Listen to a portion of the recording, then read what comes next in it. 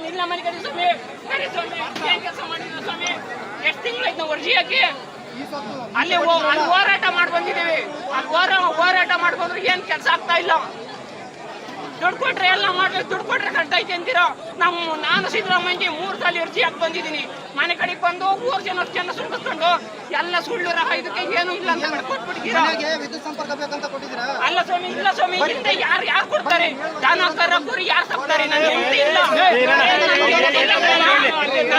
ಮಕ್ಕಳೇ ಸಾಕ್ಬೇಕು ಅವೇನ್ ಮಾಡ್ಬೇಕು ಯಾರು ಹೇಳ್ತಾರೆ ಸತ್ಯ ಕಣ್ರಿ ಯಾರು ಕೇಳ್ತಾರೆ ಏನು ಮಾಡಕ್ಕಲ್ಲ ಯಾರ ಹೇಳಿಕೆಸಿದ್ದಾರೆ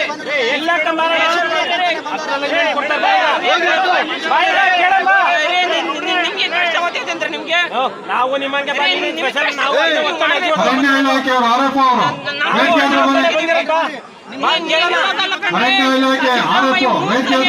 ಹಿಡಿದು ಅರ್ಜಿ ಹಾಕಿದ್ದೀನಿ ಅಯ್ಯೋ ನಮ್ಮ ರೋಡ್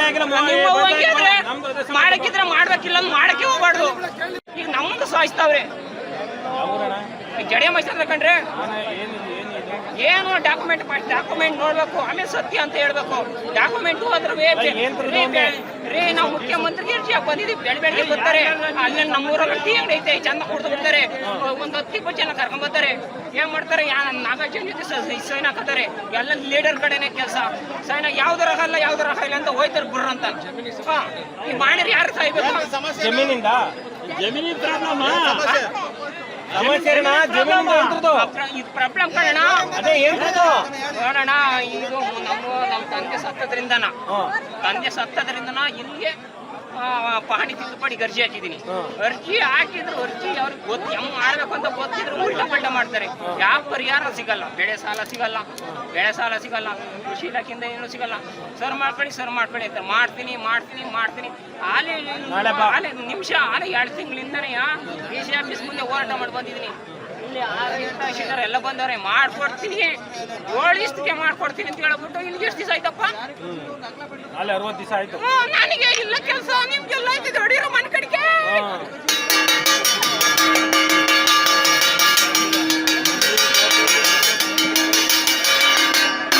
ಮಾಡಿದ್ರೆ ಮಾಡ್ಬೇಕಿಲ್ಲ ಸುಮ್ಮನಿರ್ಬೇಕು ಸುಮ್ಮನೆ ಜನಗಳು ಕಟ್ತು ದನ ಕರ ಬಿಟ್ಟು ಯಾರು ಬರ್ತಾರೆ